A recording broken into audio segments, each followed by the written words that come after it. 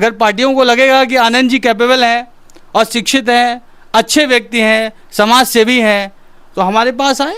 तो भाई हमारी तो तैयारी जारी है, चुनाव तो लड़ना तय है, अगर जीतेंगे नहीं तो जीतने भी नहीं देंगे, ये तय है।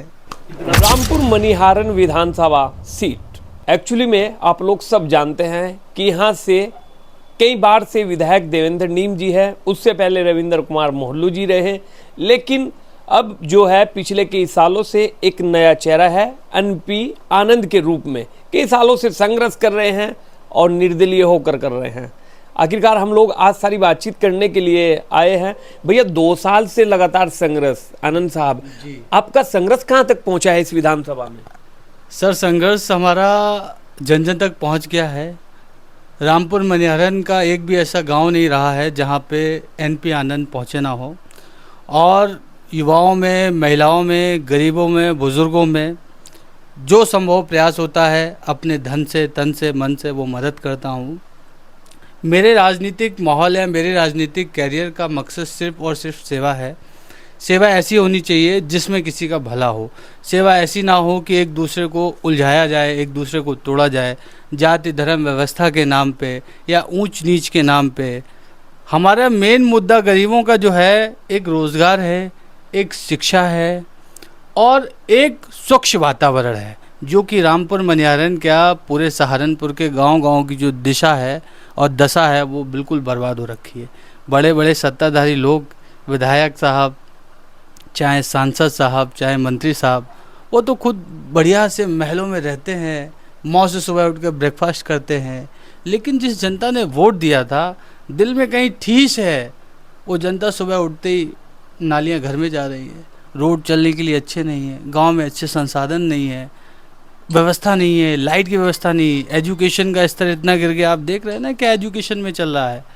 तो ये जो कॉमन मुद्दे हैं, मेरा मानना है नेता वही है कि आप एक हफ्ते के लिए अपनी गद्दी छोड़ के आइए और गरीबों क्या रहिए, देखिए वो अपना जीवन कैसे जीते हैं, वो देखिए जाके अपना रोजी रोटी कैसे करते हैं, उनके यहाँ रहिए। वो नाली में रहते हैं, आप भी नाली में रह के दिखाइए, तब पता चलेगा कि आप वाकई में नेता हैं, सेवक हैं, या फिर जो है बैठ के बाद रंगबाजी कर रहे हैं। अच्छा आनंद भाई, किस पार्टी में चल रही है बातें? किस पार्टी से टिकट लाने वाले हैं, या फिर सिस्टम सही नहीं बैठ पा रहा है आनंद साहब का? देखिए मेरी दुश्मनी किसी भी पार्टी से नहीं है, ना ही मैं दुश्मनी रखता हूँ। मैं प्यार, मोहब्बत, करुणा, अपनापन को मानने वाला व्यक्ति हूँ और मैं हर एक पार्टी का सम्मान करता हूँ। और मेरे मनोदशा से पार्टी एक जस्ट लाइक प्लेटफॉर्म होता है जहाँ पे अपनी ट्रेन को उतार सके या ट्रेन आ सके। तो मेरी किसी से कोई बैर नहीं, अगर बैर है तो व्यवस्था से है, तरीके से है। मेरा मानना है कि ये इस समाज में या अपने विधानसभा में ऐसे जो पार्टियां हैं, ऐसे लोगों को भी चुने जो देश के लिए, समाज के लिए, अपनों के लिए कुछ काम करना चाहता है, चाहे वो मैं हूँ या फिर और कोई हो। शिक्षा की दुर्दशा बहुत ज़्यादा ख़राब है, हमारे यहाँ शिक्षित लोग ही नहीं है। आप निचले क्रम से जाएंगे, अगर प्रधानी लेवल से भी चलेंगे तो प्रधानी भी जाति व्यवस्था के आधार पर चुन लेते हैं, उन्हें नहीं मतलब ही कौन कितना पढ़ा लिखा है। जब जिस तरीके से हमारे गांव का प्रधान ही अनपढ़ होगा तो वो गांव की सेवा कर सकता है? नहीं कर सकता। उसे मालूम ही नहीं कौन सी चीज़ कहाँ से लेके आनी है, कितना पैसा कहाँ से आना है। वो तो उसने 5 करोड़ अगर खर्च किए होंगे तो वो प्रधानी में आते ही फटाफट 10 करोड़ खींचेगा, उसके बाद बात करेगा। ये तरीका है। उसी तरीके से ऊपर स्तर पे आते हैं विधानसभा पे, विधानसभा में भी ऐसा ही है। जो ऊपर बैठे लोग हैं वो तो अपने बच्चों को बढ़िया सुविधाएँ दे रहे हैं, खुद बढ़िया सुविधाओं में रह रहे हैं, लेकिन जो जनता वोट देती है, जो समझती है कि हर 5 साल में कुछ नया होगा, कुछ बदलाव आएगा, कुछ विकास होगा, कुछ शिक्षा आएगी, वो तो कुछ मिलता ही नहीं उसे। तो हमारी व्यवस्था यहाँ पे है। अगर आप 4 ऐसे व्यक्तियों को उतार रहे हैं जो आपके तरीके से हैं, लेकिन 2 ऐसे व्यक्तियों को भी उतारो जो जड़ से मेहनत कर रहा है, जो कुछ समाज को अपना बनाना चाहता है, जो प्यार मोहब्बत को लेके आना चाहता है। क्योंकि इस देश में जाति धर्महीन भावना से कोई भी लड़ाई जो है ना उज्जवल नहीं रही है। उज्जवल वही रहा है जिसने प्रेम की लड़ाई की है, जिसने मानवता की लड़ाई की है। चाहे भगवान बुद्ध हों, चाहे संत शिरोमणि हों, चाहे मोहम्मद साहब हों, सभी ने मोहब्बत का और प्रेम का, भाईचारे का वर्णन किया था। तो हम तो सबका स्वागत करते हैं। अगर पार्टियों को लगेगा कि आनंद जी कैपेबल हैं और शिक्षित हैं, अच्छे व्यक्ति हैं, समाज सेवी हैं, तो हमारे पास आए, और मुझे लगेगा उनकी विचारधारा हमारे साथ मैच कर रही है तो स्वागत है, मैं तो उनसे भी लड़ने के लिए तैयार हूँ। और नहीं ऐसी बात है तो भाई हमारी तो तैयारी जारी है, चुनाव तो लड़ना तय है, अगर जीतेंगे नहीं तो जीतने भी नहीं देंगे, ये तय है। इतना तो पता है, कॉन्फिडेंस आ गया है कि जीतेंगे नहीं या फिर जीतने भी नहीं देंगे। बिल्कुल, ये पूरा कॉन्फिडेंस आ चुका है। युवाएं, जो व्यक्ति समझदार है, शिक्षित है, जो अच्छा वर्ग का व्यक्ति है, वो समझता है, जानता है, हमारी बातों को समझता है, हमारे विचारों को समझता है, और वो हमारे साथ है। और आज ये कारवा यहाँ तक पहुँच गया है, 6 महीनों में ये कारवा डबल होगा, और बड़ा होगा, और विशाल होगा। देखिए भैया, ये भी है कि ये अभी भारतीय जनता पार्टी का गढ़ है, लगातार 2 बार से विधायक है देवेंद्र नीम जी, उनसे पहले रविंदर मोहल्लू जी विधायक रहे हैं। तो आपको लगता नहीं कि भाई 2 बार से विधायक है, सत्ता में विधायक है, और हम लोग अभी जो है निर्दलीय है, कैसे चुनाव हरा पाएंगे बिना पार्टी के? देखिए सर, ये लोकतंत्र है। इस लोकतंत्र में जब जनता समझ जाती है, सोच जाती है, तो बड़े बड़े स्तंभ भी टूट गए हैं, ये तो सिर्फ विधायकी है ना। तो हमारा काम प्रयास करना है, संघर्ष करना है, हम संघर्ष कर रहे हैं। जिस दिन जनता समझ जाएगी, जो लोग समझ जाएंगे कि वाकई में आनंद जी ठीक कहते थे, उसी दिन परिवर्तन आ जाएगा। आनंद जी के नारे तो भारतीय जनता पार्टी के विधायक की जो है लोकार्पण में भी लग रहे हैं कि किसी सीसी रोड का उद्घाटन करने जा रहे थे विधायक जी, वहाँ पर डॉक्टर अनपी आनंद के खूब नारे लगे। जी, ये युवाओं का जोश है, और वाकई में युवा चाहता है कि हम, युवा बहुत पसंद करता है, वाकई में युवा चाहता है कि हम जैसा पढ़ा लिखा युवा आए जो हमारे लिए भला करे। तो ये अच्छी बात है, और ये कहीं ना कहीं पॉजिटिविटी है हमारे रामपुर मनिहारन विधानसभा की। मैं सभी लोगों को अप्रिशिएट करता हूँ, बहुत बहुत अप्रिशिएट करता हूँ कि अगर आपने यहाँ तक कारवा लेके आया है तो आपका ये भाई आपको कभी मायूस नहीं होने देगा, 24 घंटे खड़ा है उनके साथ। अगर बीजेपी ने मौका दिया तो क्या उस पार्टी से चुनाव लड़ेंगे? नहीं, मौका सर, बीजेपी, देखिए कंट्रोवर्सी इस तरीके से है कि अगर बीजेपी ने मौका दिया, मौके का मतलब अगर भावनाएं समझेंगे, हमने आपको बताया ना, हमारी किसी भी व्यक्ति से लड़ाई नहीं है, हमारी जो लड़ाई है वो व्यवस्था की लड़ाई है, सिस्टम की लड़ाई है। हर एक पार्टी, वो कोई भी पार्टी हो, उसने अगर पार्टी बनाई है इसलिए बनाई है कि वो सत्ता में आने के लिए। तो ना तो मेरा बीजेपी से बैर है, किसी से बैर नहीं, तरीके से बैर है, सिस्टम से बैर है। जैसे आप देख रहे हैं कि हमारे युवा अभी जंतर मंतर पे धरना दे रहे हैं, शिक्षा के खिलाफ दे रहे कि नहीं दे रहे हैं, लेकिन बीजेपी उसको सुन नहीं रही है। जबकि मेरा मानना है कि चाहे वो माननीय मोदी जी हों, चाहे शिक्षा मंत्री जी हों, अगर युवाओं में रोष है तो उसको देखना चाहिए, और सही बात है तो उस पर काम करना चाहिए।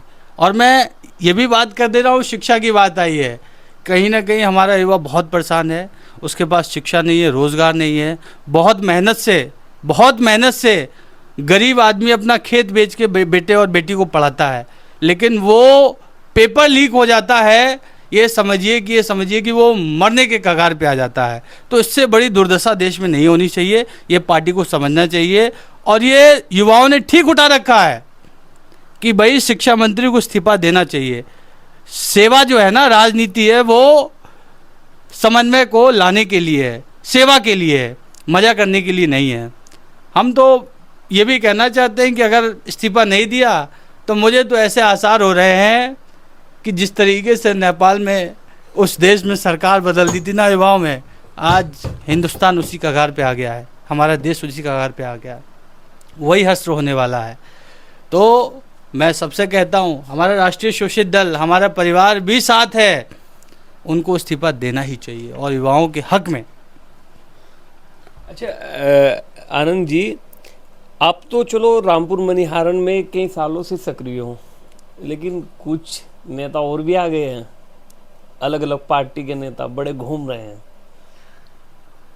देखिए सर, लोकतंत्र है, लोकतंत्र में सबको अधिकार है चुनाव लड़ने का, घूमने का, तेल फूकने का, है ना।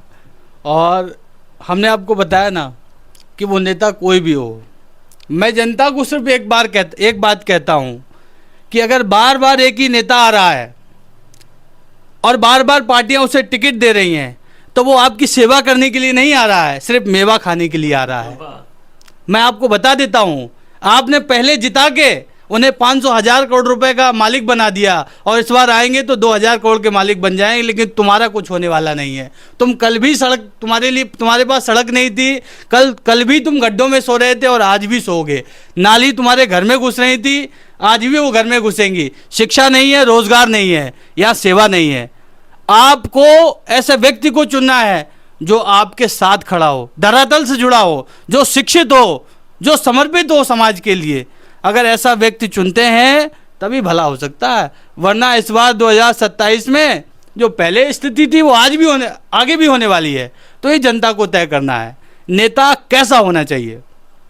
जिस दिन ये जो क्वेश्चन मार्क है ना, कैसा होना चाहिए, योग्यता क्या होनी चाहिए। जब चपरासी का फॉर्म भरने के लिए जब 10वीं मांगता है सरकार, तो लोकतंत्र के पायदान पे बैठा हुआ इतना बड़ा व्यक्ति जो व्यवस्था को संभालता है, उसके लिए कोई एजुकेशन क्यों नहीं है, शिक्षा नीति क्यों नहीं है।